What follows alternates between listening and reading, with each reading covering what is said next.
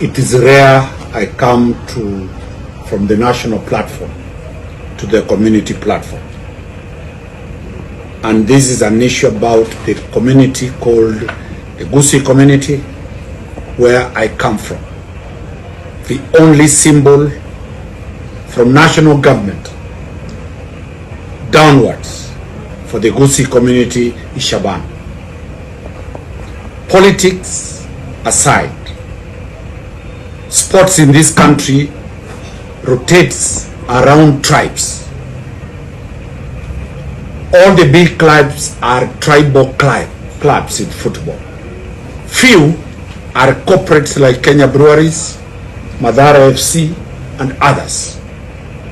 So our club went to play at Ulinzi Sports Complex, a military installation. Everybody was searched.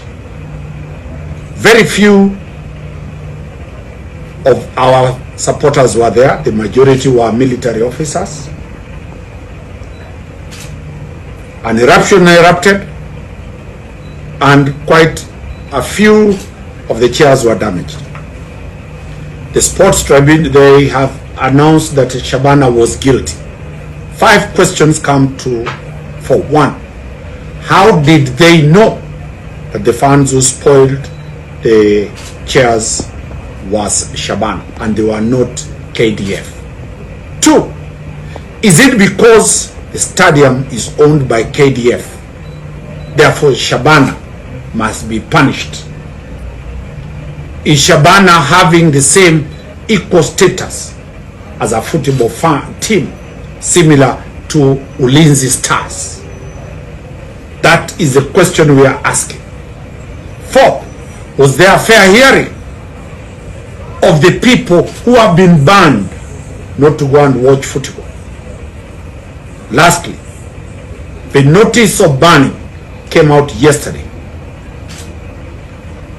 Over 30,000 fans had been mobilized because this is the first match Shabana is going to play in Kisii Stadium.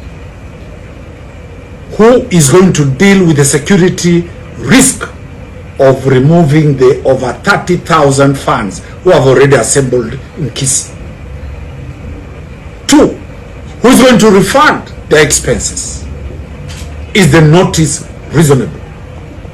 Agreed with that, we have gone as a community to the sports tribunal. We have filed to challenge that decision. We have gone to seek stay of that decision so that the matches proceed as they had been scheduled. We know very well the FKF elections are on the way. This is politics. And we have urged all the leadership of the Gusii community, starting from the governors, starting from the members of parliament, starting from the senators, starting from the cabinet secretary, to petition the CS for sports, one Kipchumba Murkomen, that this is killing the talent and spirit of the sports of young boys and women who are developing football in this country. His Excellency the President should come in, because that is destroying the economy of the Gusii community.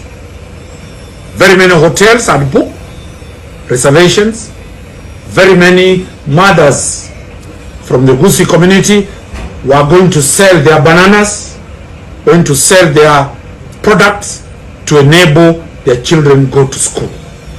So we have gone to court, the tribunal, and we expect that by tomorrow a decision will come that will help the sports to proceed as it is. Vile nilivyosema, pengine Shadrack ataelezea kwa Kiswahili, ni kwamba we cannot sit and watch when the Gusii emblem, what brings us together, is destroyed.